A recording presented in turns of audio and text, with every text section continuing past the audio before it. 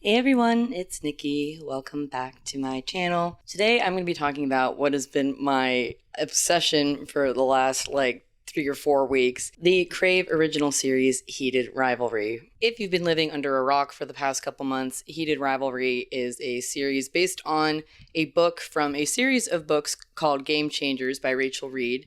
That is a queer hockey romance. It follows 2 players, Ilya and Shane Hollander, who are hockey players on rival teams in Boston and Montreal, respectively, who over the course of a decade and beyond are secretly in a relationship with one another. Now, a lot has been said about this show, both just on Twitter and Tumblr and other various media-focused platforms, and I've seen some video essays here on YouTube, but one aspect of this show that I feel like hasn't been talked about a lot, it has been talked about, but not analyzed in specific detail, is how Shane Hollander, being autistic, frames his expression of love and sexuality, and how Ilya's love of Shane kind of, not because of his autism, but because of who he is, rather than in spite of his autistic tendencies, is a really refreshing and honestly kind of game-changing, aspect of this romance that really appeals to me as a queer person on the autism spectrum. The YouTuber Mom on the Spectrum made a really interesting video about Shane Hollander and how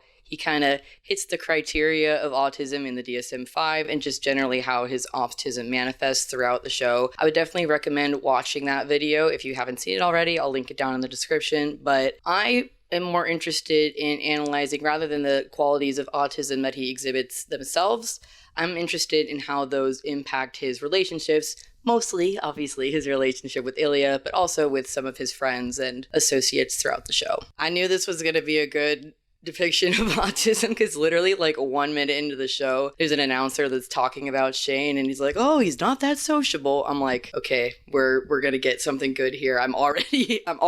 I'm already seeing the vision here. Before we get too deep here, I do want to say that some people debate whether or not Shane being autistic is canon, because when Rachel Reed initially wrote the book Heated Rivalry, Shane was not explicitly written with autism in mind. Plus, he's never referred to as autistic in the show. He's not diagnosed with autism. None of his friends, family, coworkers, whoever seem to think he's autistic. They just call him, socially awkward, or they kind of see him as being eccentric or just kind of a square rather than someone who's on the autism spectrum. And while I understand that it can be frustrating a lot of the time when we see authors or creators be like, oh yeah, this character is totally autistic, gay, whatever, insert quality here, without really putting in the work of depicting somebody who is of that heritage or who has that disability or neurodivergent pattern. But at the same time, Rachel Reed talks about how she found out that her son was autistic kind of during the process of writing. I don't know if it was writing Heated Rivalry or if it was writing subsequent books of the series, but she found out that her son was autistic and she sees a lot of her son in Shane. And Jacob Tierney, the showrunner of the adaptation for Crave, plus Hudson Williams, the actor who portrays Shane, both explicitly went into this show with the idea that Shane is autistic, and then that's how they're going to frame and portray him. So I don't think that this is a case of him being ambiguously autistic or being autistic after the fact. I think, at least as far as the TV show is concerned, he is an explicitly autistic character that just is undiagnosed within the frame of the narrative. So let's get on to how Shane expresses his love towards Ilya and towards some of his other friends and family throughout the show. So Shane is a very physically intimate person, to put it mildly. He also, even outside of their sexual encounters, he is very lovey-dovey. He likes hugging and cuddling with Ilya. Mom on the Spectrum made a really interesting point about the physicality of a sport like hockey potentially being a soothing physical stimulus for Shane. Autistic people stereotypically, and often in real life, don't like being touched, but some others, such as myself, love the deep pressure of being squeezed or being pushed. Weighted blankets are very popular with autistic people for that reason. And so hockey being a very physical sport where you're running into people, you're running into the boards, it was just an interesting thought. And I think that manifests in Shane's expression of his sexuality with Ilya as well. He's very physical right from the get-go. He's doing things. I'm not going to get into more detail than that. that in this video, but he's very physical in his love. Shane may be inexperienced or naive, but he's not a shrinking violet. A lot of people, I think, infantilize him a little bit, or just autistic characters in general, but Shane bought a dildo, man. Like, he he talks to Ilya pretty frankly about what he wants during their encounters, even from the get-go. He's never particularly shy about what he wants from Ilya, even though Ilya's taking the lead, and Shane may struggle to completely verbalize what he wants without Ilya's encouraging. He's not shy, let's put it that way. He's also a very curious person. Ilya teases him for asking too many questions, but I think curiosity is a major form of how autistic people express their interest in things. I ask questions all the time about things, and I too find myself putting my foot in my mouth or otherwise making a situation awkward by asking a question that either leads to an awkward conversation or just shouldn't have been asked in the first place. And Shane absolutely does that with Ilya. He does that with his friends too. He does that with Hayden and JJ. But Shane's curiosity, I think, is a really integral autistic trait that is also an integral part of how he expresses his love for Ilya.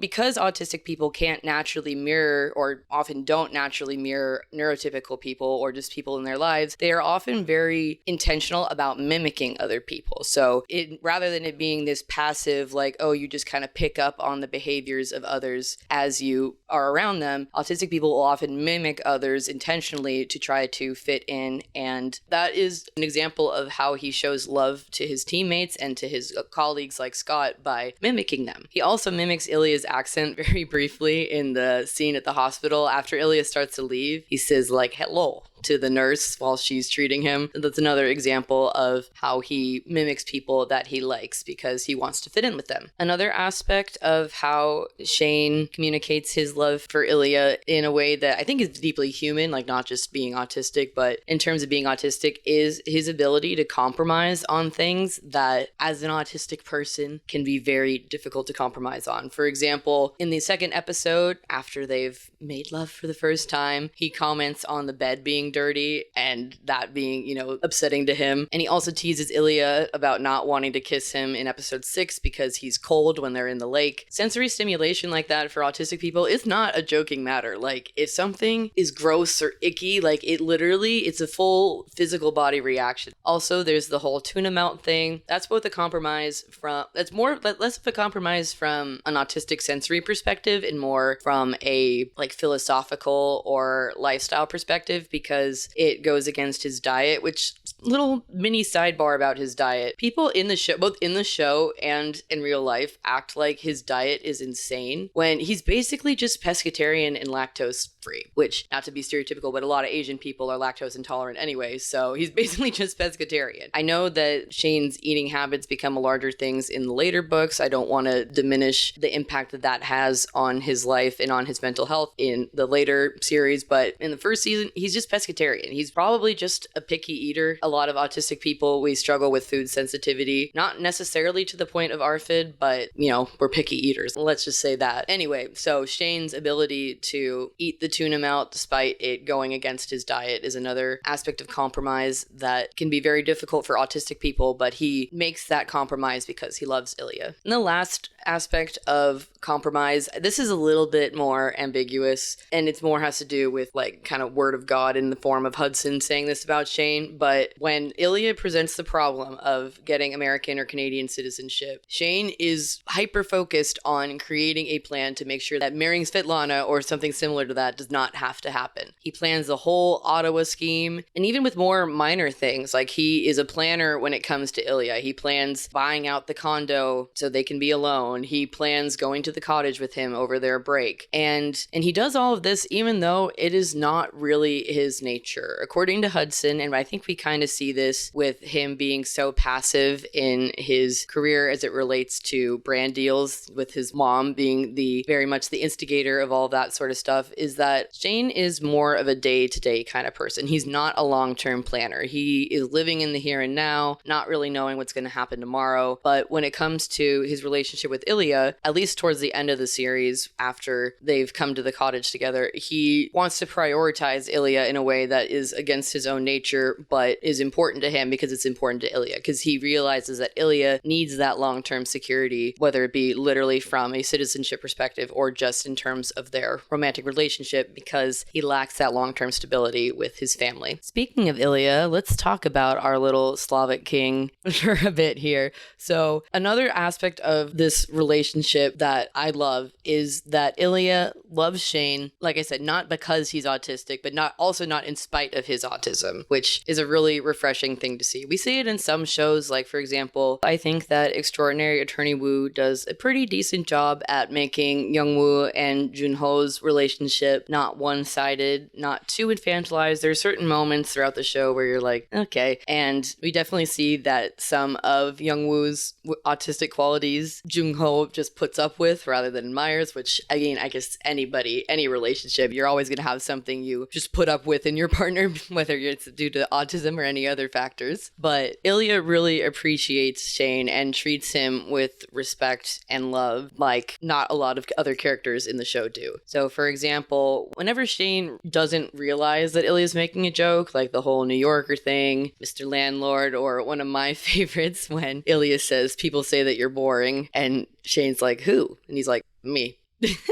Ilya doesn't make fun of Shane for not understanding the joke. He just lightly corrects him and moves on. So Shane understands, but also doesn't feel humiliated at the same time, which is a small thing, but it really means a lot, because I've definitely been in a lot of situations where I've either not understood a joke or I've taken something said sarcastically literally, and the person just kind of looks at me like, oh, you idiot. It's sweet that he, takes the time to put the record straight. Also, kind of on the flip side of that, whenever Shane does something that is objectively silly, such as making 8 burgers when it's just the two of them out at the cottage, or folding his clothes before getting intimate. I don't know. You can argue whether that one is objectively silly or not, depending on how you feel about wrinkles.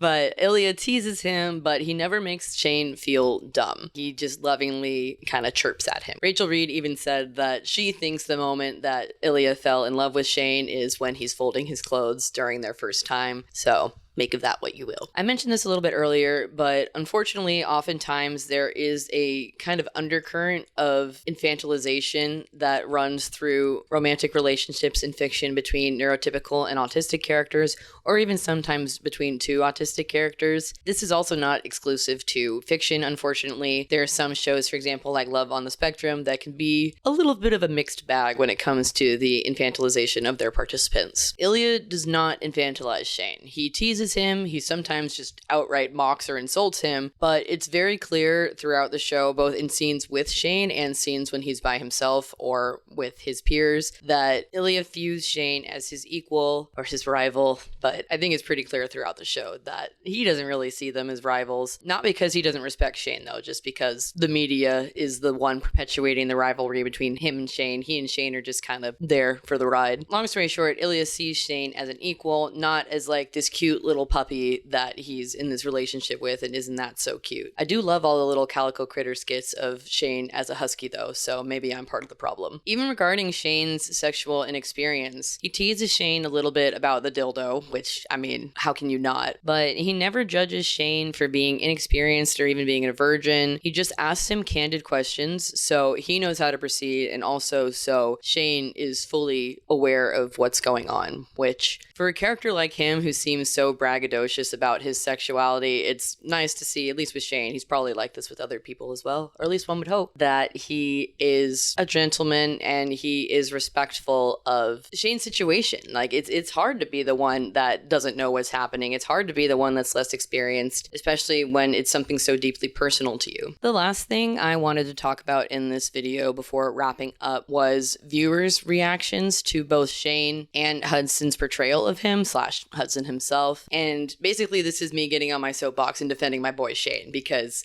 Yes, the tuna melt fiasco was not good and, heartbreaking for Ilya. But he is, A, there's a reason for why he acts the way he is. And B, he apologizes for his shit. So stop holding it against my boy. He's just doing his best. I see a lot of people criticizing Shane's poor communication skills, which the way he communicates is realistic for someone on the spectrum in his situation. But B, a lot of the ways he communicates are not bad. It's just different because he's different. He's autistic. Also, it takes two to tango. So Ilya, for very also valid reasons, he doesn't let his guard down due to trauma, and Shane can't read between the lines. A lot of the conflict between Shane and Ilya, not dealing with the external factors of homophobia in the NHL analog, the Major League Hockey, I think boils down to the double empathy problem. The double empathy problem is basically this idea that autistic people and neurotypical people often struggle to communicate because they both struggle to see the other person's perspective. So for example, autistic people often struggle to read between the lines. We don't understand things unless they're explicitly stated. We don't kind of get the implications of things.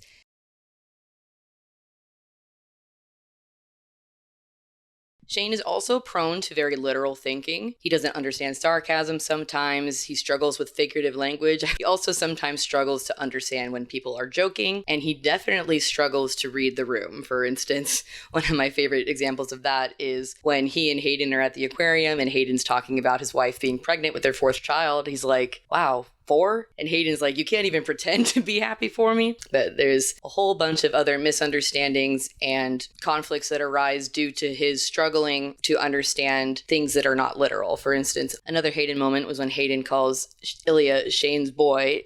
Shane is very taken aback by that, and Hayden kind of has to backtrack. Hayden is actually another good example of a character who sort of intuitively understands Shane's autistic qualities and kind of works with him. Other examples I like of Shane's literal thinking is when Ilya asks him how many times he can come in an hour, and we see the debate of Shane being like, what the hell are you thinking? How can you text me that before a game? But ultimately he answers literally. He's like, I don't know, 1 or 2. That moment was just like, I love you, Shane. There's a lot of times throughout the show when Ilya is teasing Shane for various things, like, did your mom buy all these pillows? Anything to do with the cottage or with the condo, Mr. Landlord, Mr. Real Estate, the whole New Yorker exchange, like, oh, I read the New Yorker. Really?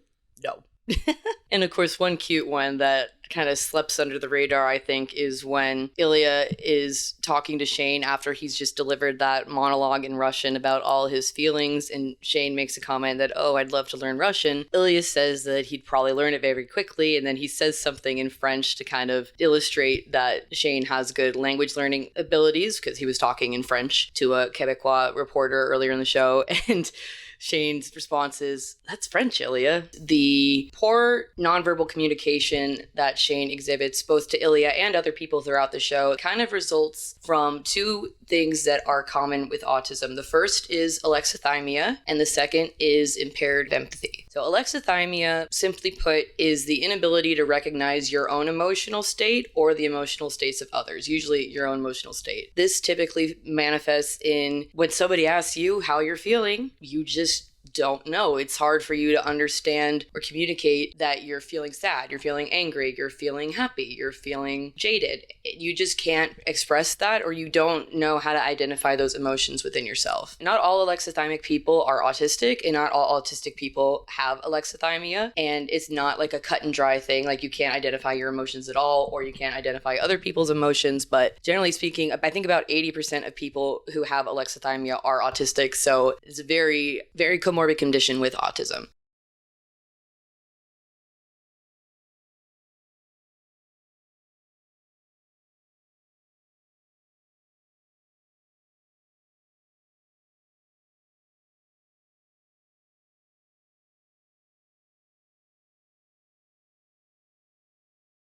A lot of people define empathy purely as feeling the emotions or feeling the feelings of other people, and that is a big part of it. That is called cognitive empathy, but affective empathy is the other component of empathy that makes us want to comfort people or to share in the joy of others or to commiserate with others. And Shane throughout the show definitely seems to struggle with that aspect of empathy. For example, Shane throughout the show in several episodes asks Ilya insensitive questions repeatedly about his family, about Russia, and he sometimes also responds in a way that can come off as cold or indifferent due to his flat affect. For example, when they are in Las Vegas, he's asking about Ilya's family, Ilya's brother and father, and he says something to the effect of like, that sucks. And if you were a neurotypical person hearing somebody say that, you would probably think, wow, he does not give a shit about what Ilya just poured out his heart to him about his not being in a really good place with his brother or his father. But from Shane's perspective, he's literally saying, wow, that's terrible. That is a terrible thing that you just told me. So that's a good example of not knowing how to kind of respond or comfort Ilya in the moment, although he definitely does show that he can sometimes be very compassionate or sympathetic. Another great example of the inability for him to understand the emotions of others is when he is chirping Scott Hunter because he is trying to imitate the behavior of others either on his team or just in hockey in general without fully understanding it. One podcast or like reaction video I was watching talked about during that scene that it seemed very out of character for Shane to be chirping or to be like insulting another player. And while I do think it's almost out of character in that Shane doesn't naturally, he's not naturally that kind of person. He's not a rage baiter, as they say, like Ilya is. Ilya is always taunting and teasing people, both maliciously but also for fun, whereas Shane is a lot more even-keeled. But I think it is in character for Shane as an autistic man because a lot of autistic people lack the ability to mirror other people. Mirroring is the process when you unintentionally mimic other people around you. And for a long time, autistic people's inability to mirror others was thought of as proof that they lacked empathy, basically, that they didn't care about anybody other than themselves, which is why they're not participating in reciprocal behaviors. That's actually been found not to be true, but I digress. So Shane trying to chirp at Scott after defeating him in a game is very in character in that he's trying to basically be one of the boys. Another aspect of mimicry in that same scene is when Scott spits on the ice. Shane spits on the ice a couple seconds after him, very clearly replicating his body language and behavior to kind of try and fit in and be amicable to Scott. Obviously, that does not go according to plan. But like I was saying earlier, even though Shane can struggle to understand his own feelings towards Ilya, for example, on love versus liking versus, just being a hookup, he can be very sympathetic and very compassionate. He is very attentive to Ilya in Florida after the All-Star game about not being able to return to Russia, for example, and just having a very strained relationship with his remaining family there. And of course, the scene in the cottage where he's talking about his mother in front of the campfire. Shane very much knows what to do to be there for him in that exact moment. So he's not completely oblivious to the feelings of others and to his own feelings, but those are things that are common in people with autism, and he exhibits those behaviors, and that is sometimes the cause of a little bit of conflict, shall we say. On the flip side, non-autistic people sometimes struggle to realize that just because an autistic person doesn't make eye contact or doesn't have these reciprocal mirrored gestures that is so common for neurotypical people, that autistic people are interested in them and are listening to what they're having to say. A lot of people think, I've had plenty of people tell me that I didn't seem interested in what they were talking about, or that I just seemed distant or aloof, when in fact I'm very much invested and interested in what they're saying. So there's kind of this assumption that because autistic people don't non-verbally communicate the same way that non-autistic people do, that they're not interested. So do you see, it's kind of it goes both ways. Autistic people struggle reading and communicating with neurotypical people, and neurotypical people struggle with communicating with and understanding autistic people. So when it comes specifically to Ilya and Shane, Ilya expects Shane to be able to understand certain things like the ins and outs of their relationship because he is allistic. He interprets the body language and social cues of Shane as he would another allistic person. Kind of like how a British person might expect an American person to understand them because they're both speaking English, but there's a lot of regional dialect and idioms and other idiosyncratic aspects of British English that are much different from American English. So the American person is just standing there like, what are you saying? And the British person is like, what do you mean, what am I saying? You can speak English. And Shane has many reasons to be confused about his relationship with Ilya, such as alexithymia, inexperience, double empathy problem, repressed sexuality, fear and anxiety, and a whole host of other reasons just percolating in his brain. But he does try to communicate to Ilya. It's just often lost in translation. For example, once again talking about Shane asking personal questions about Ilya's family, from Shane's perspective, asking about Ilya's family is showing that he's interested in Ilya outside of just a purely physical relationship. He wants to know about who he is and how he grew up, but unfortunately, because of Ilya's trauma, this ends up alienating Ilya from Shane. Regarding the tuna melt scene, Mom on the Spectrum also brought up a really interesting point that made me reevaluate that scene just a little bit more favorably towards Shane. That's still Shane's lowest point, don't get me wrong. But what she said was that Ilya had somewhat flippantly established that he and Shane are essentially just fuck buddies. There's no we, as he says in Sochi, there's no us. I don't remember the exact line, but basically they're not in a relationship. They just, anytime one's in Montreal or Boston, they hook up, they have sex, that's it. So even though Shane clearly, I would say basically from the beginning of their relationship, wants more than that with Ilya, even if he doesn't fully understand it himself, he accepts the terms of that relationship. So when Ilya, subtly, with good intent, tries to change the terms of their relationship by having Shane come over to his house and being a little bit more domestic with him, cuddling with him on the couch, making him food, and just being with him in a non-sexual atmosphere, Shane freaks out not only because it causes him to realize that he's in love with him, but because it disrupts his routine, which is a very integral aspect of a lot of autistic people's lives. So not only, like I said, is he freaking out because he realizes he's in love with him in that moment, I think for the first time, but also his body is literally triggering like a panic response because he's left the safety of their established relationship, of their established routine. So it's just, again, double empathy problem. Ilya is trying to reach out to Shane, but because of Shane's neurodivergence, it just completely backfires on the both of them. So in addition to Shane struggling with communicating his thoughts, feelings, emotions, etc. with the world, and in particular with Ilya, there's also the fact that he is a man in a highly competitive masculine sport. And not just a man, but a closeted queer man. Men are often socialized not to communicate their emotions or feelings for fear that they will be perceived as effeminate or outright gay. There's a lot of homophobia in the hockey community, unfortunately, still to this day. And because Shane actually is gay in a hypermasculine environment like professional hockey, he experiences even more pressure to conform to the expectation of being emotionally withdrawn to protect himself and his loved ones, which is an extremely difficult thing for an autistic person who already struggles with understanding social cues and nonverbal communication. Ilya also struggles with this very same thing, even though he's neurotypical. He experiences the same pressures, in some ways even more so than Shane, because he is from a much more homophobic country than Canada or the US, from a legal perspective anyway. One can debate how progressive Canada and the US are when it comes to queer rights, but compared to Russia, I mean, he says throughout the series, he literally can't go back to Russia if it is shown that he is gay or bisexual in his case. In addition to all of these factors regarding Shane struggling with communication due to his autism, he's also just inexperienced with romantic relationships in general, which can be a very turbulent ground for people on the autism spectrum. I mean, anybody. Relationships are hard. They're not easy. Or so I've been told. I'm asexual and aromantic, so I don't have any first-hand experience. The show is kind of unclear about Shane's relationship to his sexuality before he met Ilya. It takes him a long time to figure out that he's gay, which Ilya kind of mocks him gently for, but we don't know why it takes him that long for sure. We're not sure if he's just a late bloomer, if he's too focused on his hockey career to really be dialed into romance and sexuality, if he had crushes on boys when he was younger, but he didn't recognize them as such, either due to alexithymia or compulsory heterosexuality, if he had maybe suppressed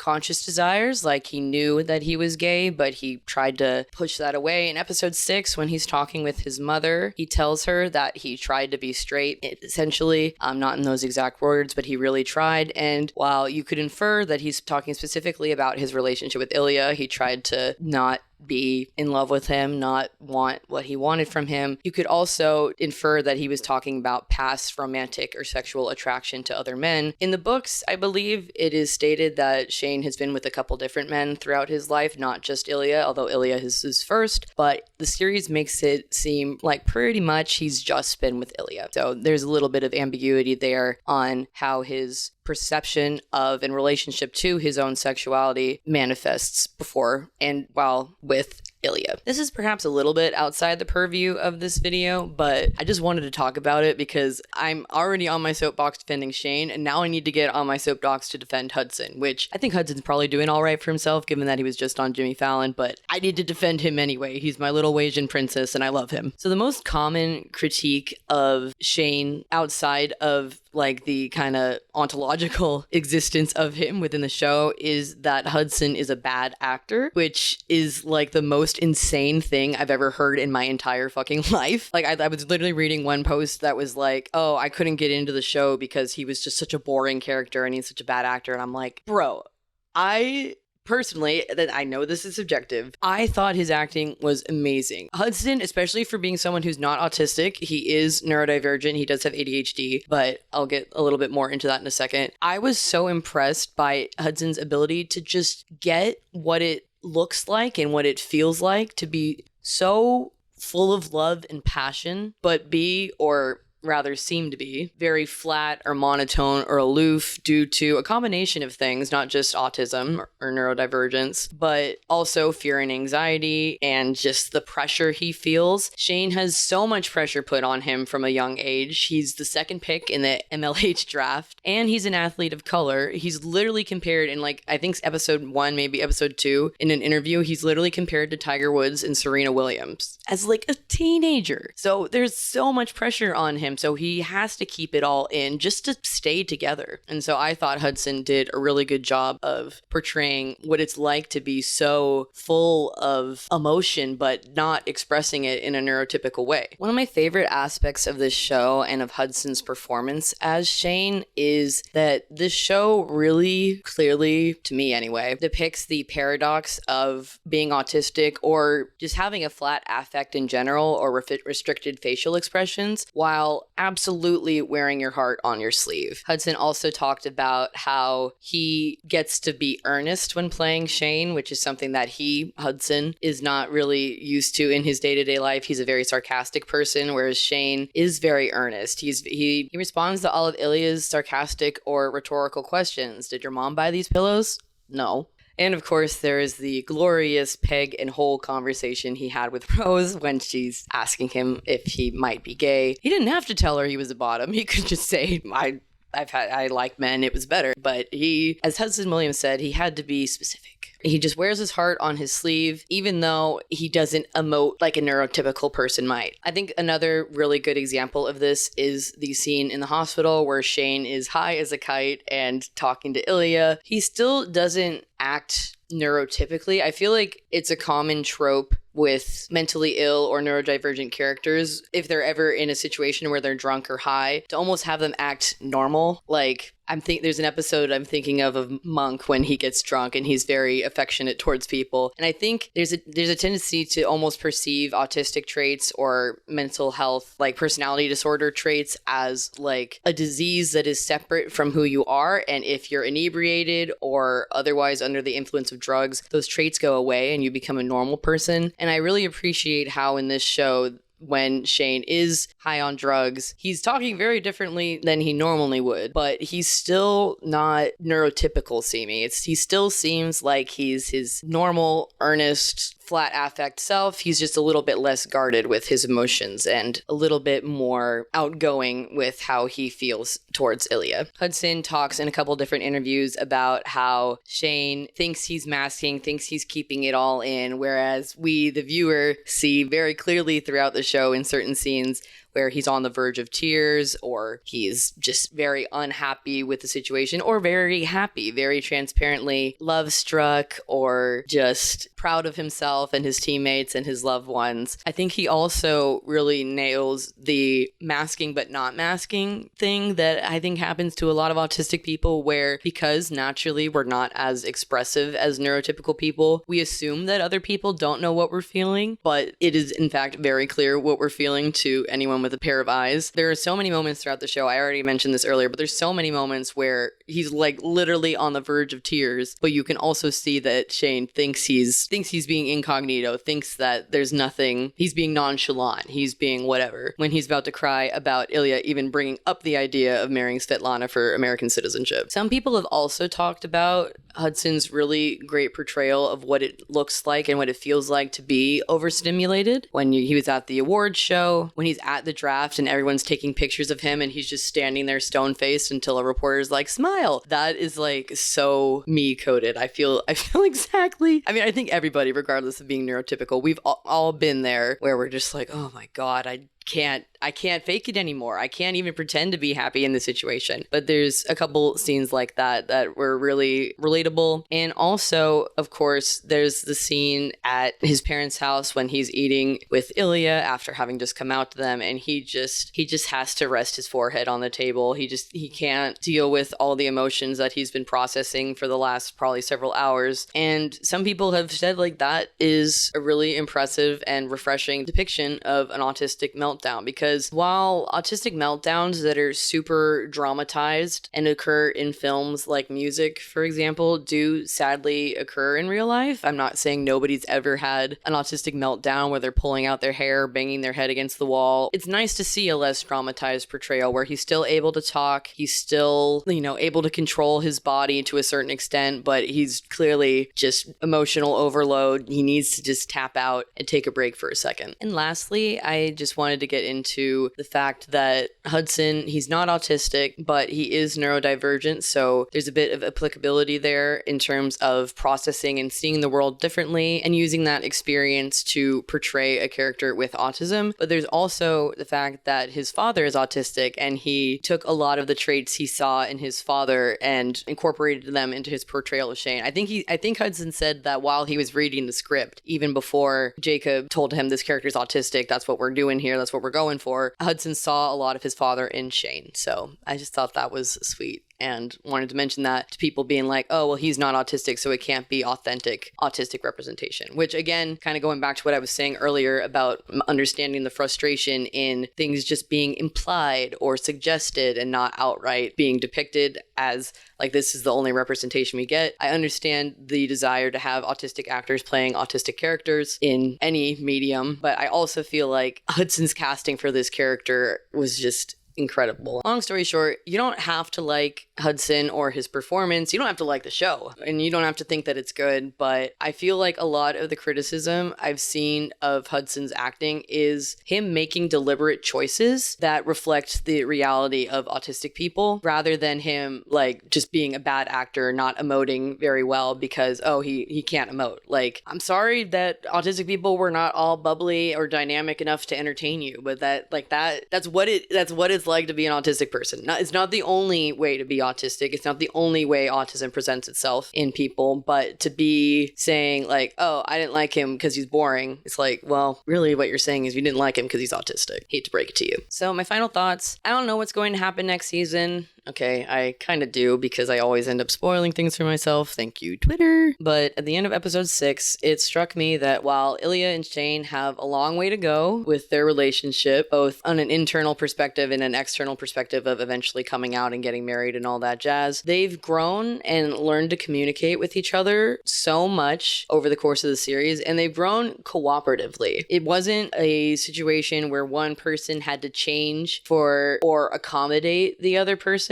God forbid that dynamic in, oh, there's something wrong with you fundamentally that you have to change in order to be with this person. It's like, or just find someone who's more compatible with you. Like, I can change him. It's like, but why? Ugh. Don't even get me started. But yeah, it's just beautiful to see them come together and cooperate and make sacrifices and concessions for each other rather than just accommodating each other's faults. I put faults in air quotes here because speaking about Shane, a lot of his so-called faults are just him being autistic, like straight up, which is not a fault. Being autistic is not a flaw. It is just who you are. He and Ilya have plenty of actual flaws between the two of them that are not contingent on ableist ideas of what it means to be normal or a good person or a good romantic partner. Ilya and Shane, they just grow and learn for each other. And I think that is, at least for me, a major part of why this story resonates so much as an autistic person. I just love the depiction of an allistic person and an autistic person, regardless of whether they're romantically involved or just friends. We see this a little bit with Hayden as well. I just love the depiction of two people who can't, due to literal biological, neurological differences, see eye to eye, meeting each other halfway because they love each other, whether that love takes the form of storge, philia, eros, or agape. I had to bring up Yuri on Ice, y'all. That was my fucking obsession when I was in high school. Kind of how this is my obsession now. Season 2 of Yuri on Ice when? In all seriousness, Heated Rivalry is really a spectacular show. Mise en scène, cinematography, editing, music, acting, writing. It's got it all. So I would highly recommend checking it out. Other than that, thank you for listening to my rambling. This video ended up way longer than I thought it was going to be, but I'm obsessed and I want to share that obsession with you, the viewer. So please go check the show out. And yeah, watch some of my other videos. They're good. Well, yeah. Thanks so much for watching, and I'll see you in the next video. Bye!